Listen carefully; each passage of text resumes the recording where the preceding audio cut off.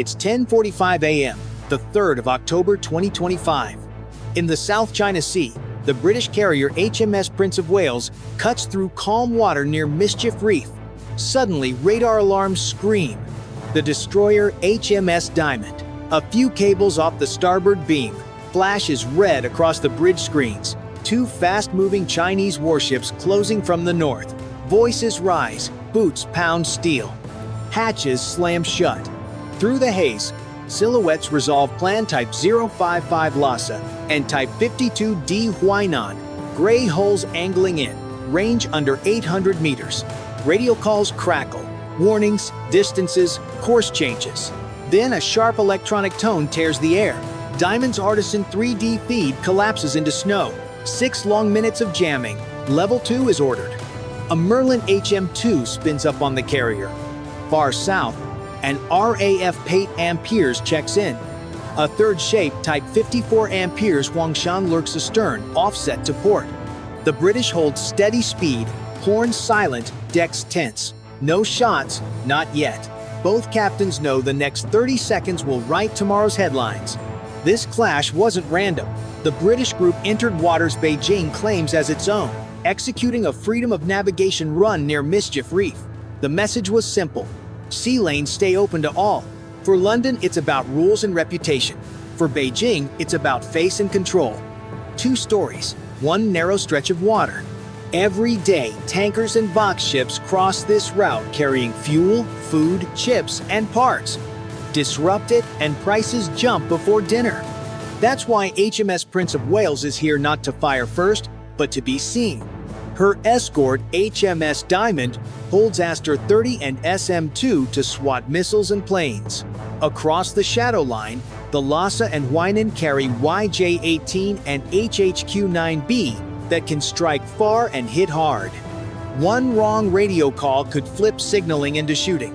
Inside the ops room, the air tastes metallic.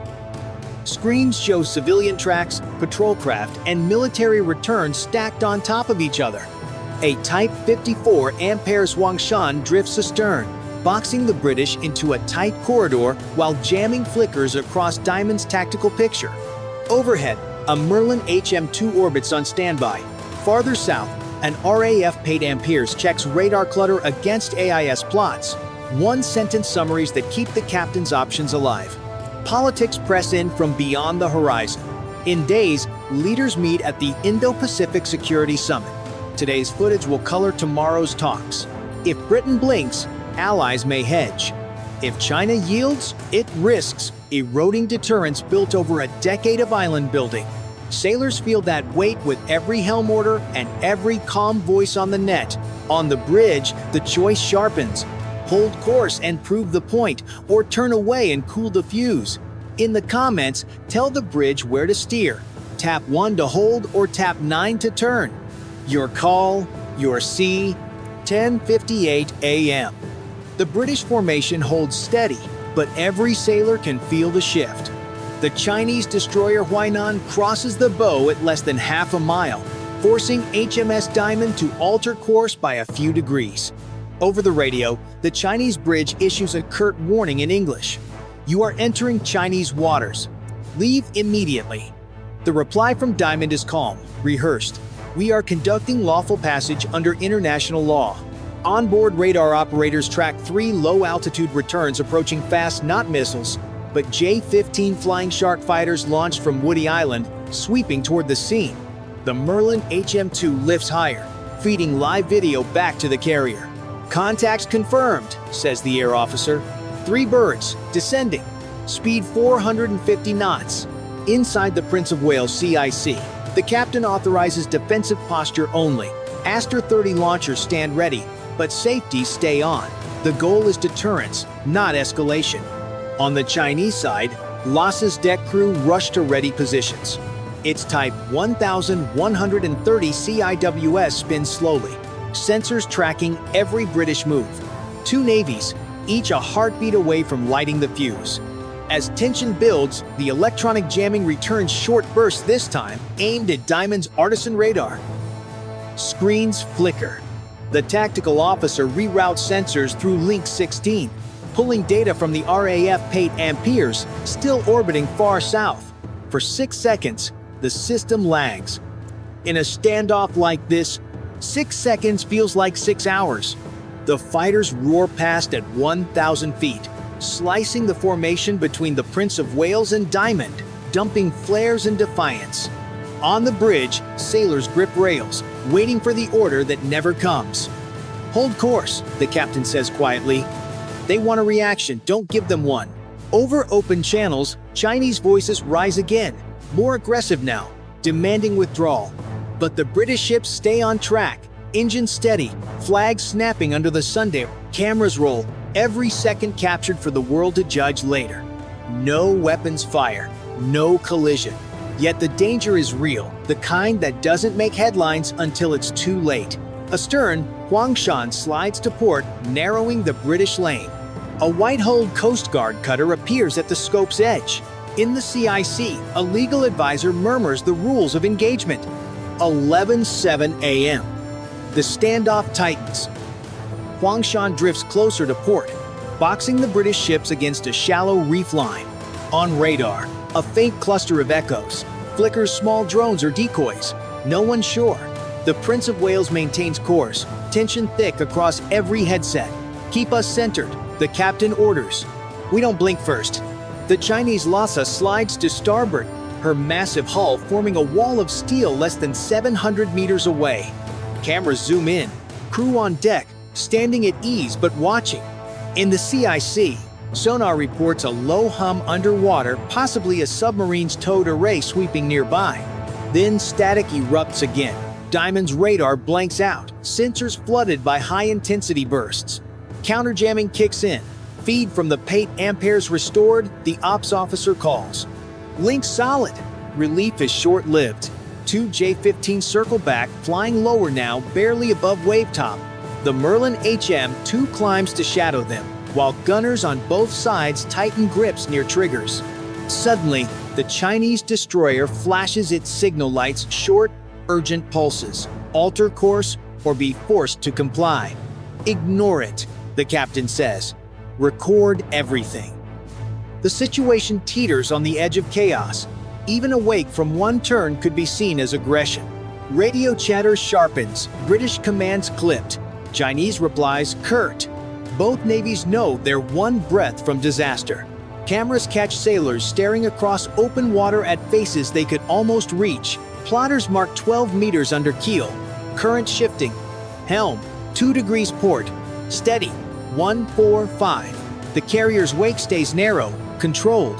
On Lhasa, a helicopter spools up, chained but ready. A white-hulled Coast Guard cutter closes in, loud hailer echoing through static. Minutes stretch. The sea holds its breath. Bridge speakers beep collision alarms, tighten to hair trigger. Weapons stay green on the British side. No one wants to light the sky. Across the line, HHQ-9B trackers sweep back and forth, optics fixed on British decks. The Pate Amperes radio's a clean picture. No fast boats sprinting from the reef. No missile plumes detected. But the margin is razor thin. One stray wake, one false return, and the board flips from posture to panic in a heartbeat. If you feel this knife-edge moment, comment 1 to hold the line or 9 to break away, and if you want more frontline updates as they happen, subscribe. 11:19 a.m. Just as both sides seem frozen in place, a new signal appears on the radar. Tiny, erratic, low altitude. The Merlin HM-2 pivots toward it, sensors straining.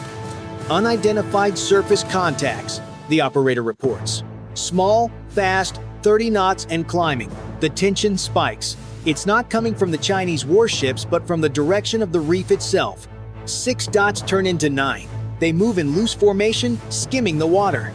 Could be patrol boats, someone says. No, too small, replies another.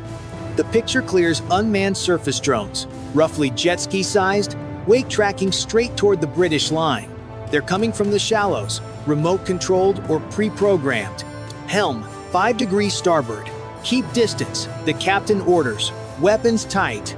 The Diamond's phalanx CIWS swivels, locking targets for the first time. In the CIC, the air feels electric. Half the crew watching the radar, half watching the horizon. The Chinese Lhasa transmits an open-channel denial. No hostile action from Chinese Navy, but the swarm keeps coming. Prince of Wales launches a small drone for eyes-on confirmation. The feed shows tiny craft painted gray-green antennas upright, hulls bobbing through chop. Autonomous decoys, says the electronic warfare officer. Maybe testing response time, but no one wants to gamble. The captain's voice cuts through. If they cross 500 meters, we fire warning bursts only. As the drones close, the British ships pivot in tight coordination, presenting narrow profiles. The sea between them churns white as engines reverse to stabilize distance. The first drone drifts past. No explosion, just a silent challenge drifting between two powers that can't afford to flinch. No shots fired. No retreat either. Only uncertainty, hanging heavy in the humid air. 11:27 a.m. The sea turns restless. The swarm of drones splits. 4 veer toward Diamond, 3 drift for Prince of Wales, and 2 circle wide, like scouts testing the limits. Radar operators count distances aloud.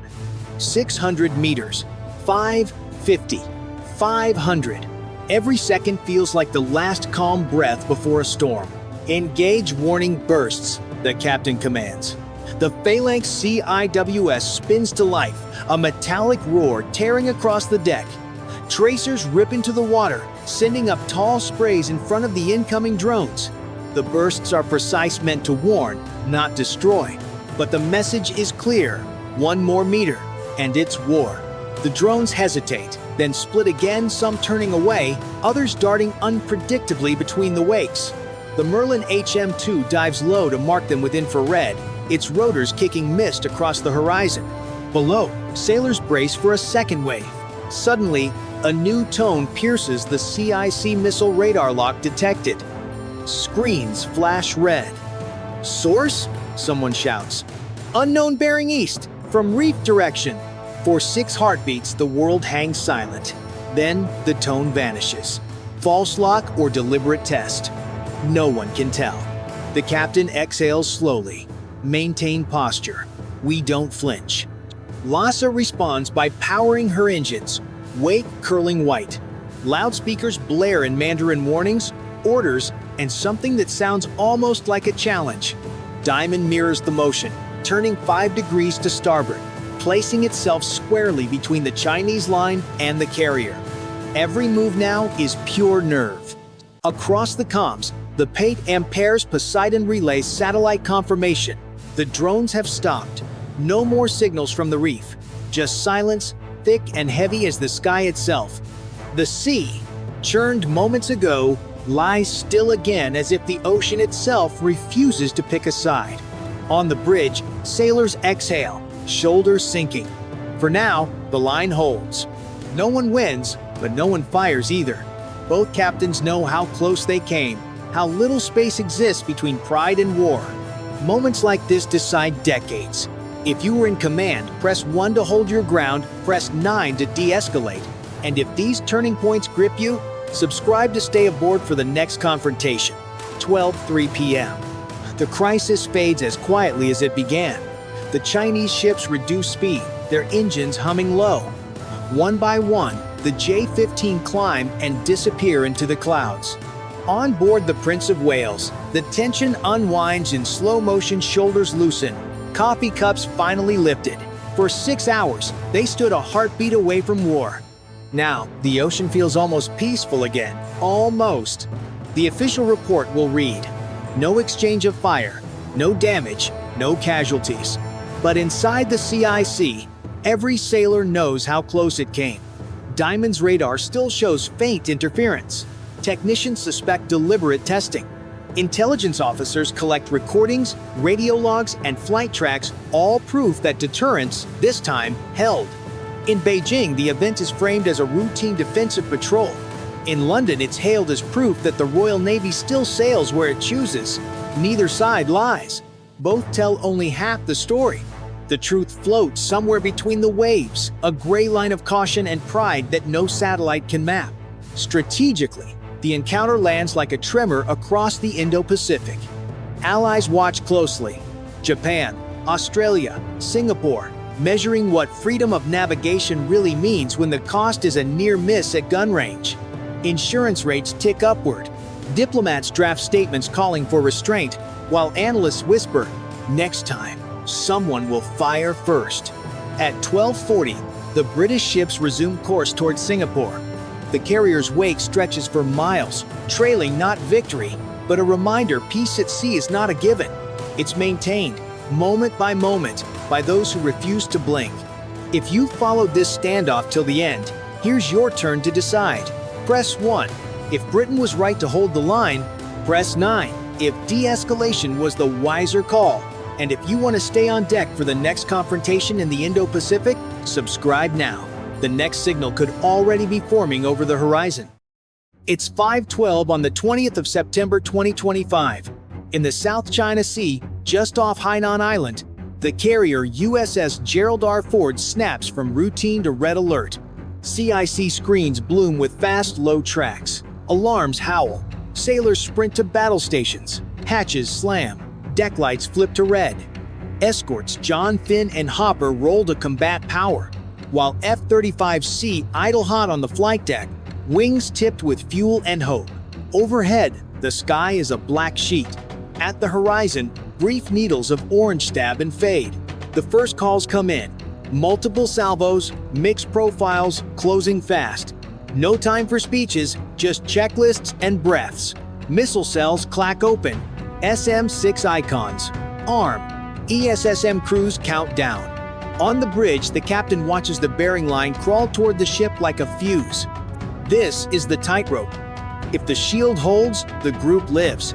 If it cracks, the ocean takes a billion-dollar giant in minutes. Below decks, hands steady as they clip helmets, whispering the names of home. The South China Sea is more than a patch of ocean. It's one of the busiest arteries of global trade. Every day, tankers and cargo ships pass through, carrying fuel, electronics, food, and parts that keep the world's economy humming. For the United States, this traffic isn't abstract. It's what fills shelves back home and keeps allies supplied. That's why the USS Gerald R. Ford Strike Group is here, holding open the lanes against any attempt to shut them down. Onshore, China has built radar stations, missile silos, and air bases across Hainan and the mainland coast. Their message is clear. These waters are theirs to control. The USS answer is just as sharp. Freedom of navigation is non-negotiable. This clash is about more than steel and missiles, it's about credibility. If the fort is sunk or forced back, confidence in American power collapses. Insurance rates spike, cargo diverts, allies hedge bets, and Beijing gains a huge propaganda victory. But if the fort holds the line, the opposite happens. China's vaunted carrier-killer arsenal looks weaker. Washington proves that high-end defense and long-reach strikes still matter. Allies breathe easier, and potential partners see the US as a shield worth standing behind. The stakes here stretch from one battle group to the entire balance of power in Asia. And now, the moment of truth. Dozens of Chinese DF-21D anti-ship missiles and CJ-10 cruise missiles are already screaming across the sky. Who has the edge, America's layered defenses or China's overwhelming numbers? Drop your guess in the comments. Press 1 if you think the Ford survives, 9 if you believe China finally breaks through. And don't forget, subscribe so you don't miss how this fight unfolds. 5:13. The clock ticks forward by seconds that feel like hours.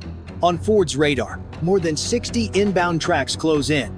The first wave, DF-21D ballistic missiles, falling from the upper atmosphere at hypersonic speed. The second, CJ-10 cruise missiles, skimming the sea just above the wavetops.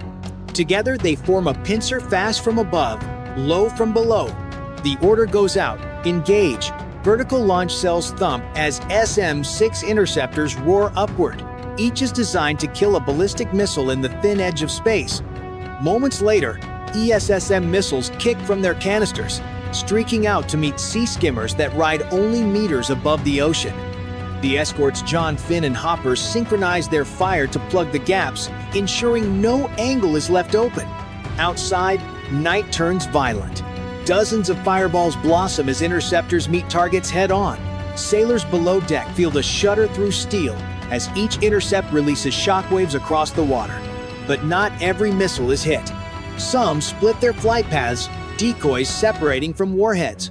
Others maneuver, banking hard to test the computers and reaction time of human crews.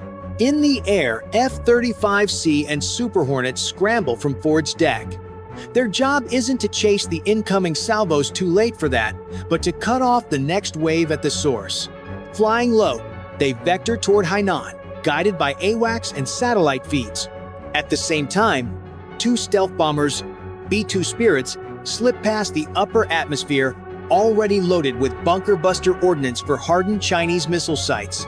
On the fantail, an MQ-25 taxis for launch, fuel to spare, ready to keep the fighters on station when the night stretches long. On board Ford, the tension is razor-sharp. CIC reports interception rates, dozens downed, but more are still on course.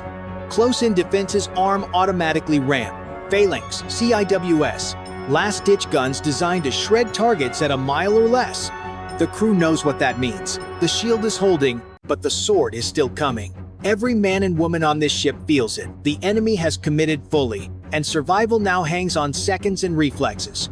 The South China Sea echoes with thunder, streaks of light carving through night sky and sea spray. The first round is not over, but both sides know this is only the beginning. 5:15. The interceptors have taken their toll, but not enough. Several missiles slip through, weaving past the outer shield. The CIC tracks them with a cold clarity. 3, 5, 7 still inbound. The escorts shift position, tightening formation to cover Ford's flanks. Every movement is deliberate, shaving seconds from reaction time. One CJ-10 slashes close, just 100 feet over the water. Hopper's radar locks, and an ESSM streaks out, catching it mid-arc. Another dives lower, so low the sea spray masks its profile. Ford's phalanx CIWS spins up, the drum rattling like a giant saw. A storm of tungsten slugs cuts the missile apart just seconds before impact, raining fire across the waves. But defense comes at a cost. Each interceptor fired is one fewer in reserve. The magazines run down fast, and the enemy has numbers to spare. For every missile destroyed, more rise over the horizon. The strain spreads across the crew. Voices crackle over radios, breath short, but hands stay steady. The captain turns the carrier 2 degrees starboard, narrowing its silhouette. Small changes matter every angle. Reduced is one more chance the ship lives. Damage control teams rig hoses and seal fire doors. Medics stage by the hangar for shrapnel and burns. Ram launchers cycle. Chaff and Nulka decoys bloom, throwing bright ghosts into enemy radars. Above, F-35C and Hornets press deeper into enemy range, forcing Chinese H-6 bombers to break formation. One is shot down, fireballing into the sea, but others still release payloads. The sky grows crowded with overlapping threats. Aegis operators prioritize, triage by speed and distance. Each decision is brutal. Shoot now or hold for the next. The horizon is chaos. Explosions flare, debris rains, and the sea itself burns in patches. Yet still, missiles come. It's clear to everyone China is willing to empty its magazines to prove the carrier killer legend true. The US is fighting not only to protect a ship, but to prove that legend false in real time. And here's where I'll ask you, if you were in command, would you keep pouring interceptors at every target, or save shots for the final wave? Drop it in the comments. Press 1 if you'd fire everything now, 9 if you'd hold back for the endgame, and hit subscribe so you don't miss how this gamble plays out. 5:18. Just as the crew steadies, the unexpected arrives. Radar scopes light up again, not with high arcs or sea skimmers, but with smaller, faster dots hugging the surface. These aren't the standard salvos. They're a new tactic. Swarms of supersonic drones and low-flying anti-ship missiles launched from dispersed platforms, skimming barely above the waves. Harder to see, harder to hit. The warning comes late. Operators call out the speed Mach 2 at less than 50 feet altitude. By the time the blips appear, they're already within the inner ring of defense. Aegis buys seconds, but this fight is about reflexes now. The captain calls it shift to close-in weapons. Ram systems fire first, hurling out bursts of interceptors that shred the initial wave. But more pour through, dodging and weaving. Phalanx turrets spin to life, their barrels blurring as they track each fast-moving dot. The sound is deafening, a ripping thunder that shakes the deck. Sparks spray across the sea where rounds meet metal. Some drones detonate early, their fragments scorching Ford's paint. Others keep coming, closing to within a mile. On the flight deck, crew brace for shock, securing aircraft and slamming hatches. Then the Ford counters with her last card: electronic warfare. Decoys scatter, blinding enemy seekers with false signatures. Jammers hum, scrambling guidance systems. Suddenly, half the inbound swarm veers off, chasing ghosts into empty water. It buys precious seconds, but the danger isn't gone. This is the twist. No one expected China mixing its missiles with expendable swarms, overwhelming defenses with sheer chaos. If the carrier's crew falters for even a moment, one strike could cripple the ship. 5:21. The last wave closes in. Less than a dozen missiles remain. But these are the toughest, fast, erratic, and dangerously close. The sea is choppy, wind-cutting spray across the bow. Every gun on Ford and her escorts is hot. The air is a blur of tracers, white-hot lines clawing at the dark. Each flash means survival, each miss disaster. Ram batteries thump, interceptors streaking into the night. Another CJ-10 explodes, a bloom of fire over the water. Nolka decoys flare, tricking seekers into chasing ghosts. From starboard, Hopper fires an ESSM that nails a diving threat seconds before it hits the waves. But two more slip through, flying low and hard. Ford's phalanx guns scream, barrels spitting tungsten. One target shreds apart, raining fragments across the bow. The ship shakes, alarms wail, but she still fights. One missile remains. It streaks in under the chaos, evading decoys, skimming the sea. The crew knows this is it, the shot that could end the carrier. On the bridge, orders snap. Track! Engage! The forward phalanx hammers, tracers clawing upward. The missile bursts into a fireball just 800 yards out, debris slamming into the sea. A geyser drenches the deck. Shards scar the radar mast, but the hull holds. Damage control teams sprint, foam hoses hissing, reporting minor burns, no critical damage. Below deck, sailors exhale for the first time in minutes. Some laugh nervously, others whisper prayers. CIC calls it last inbound neutralized. For now, the Ford is alive. But the cost is heavy. Magazines low, defenses strained, air wings stretched. Scorch marks tattoo the bow.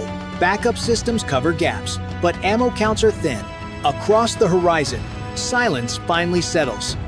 Smoke drifts, debris burns, and the ocean glows with dying fire. Both sides know this wasn't just a battle, it was a test. China threw its best punch. Ford survived. That alone reshapes the fight to come. So here's the call. In this showdown of shield against sword, who do you think came out on top?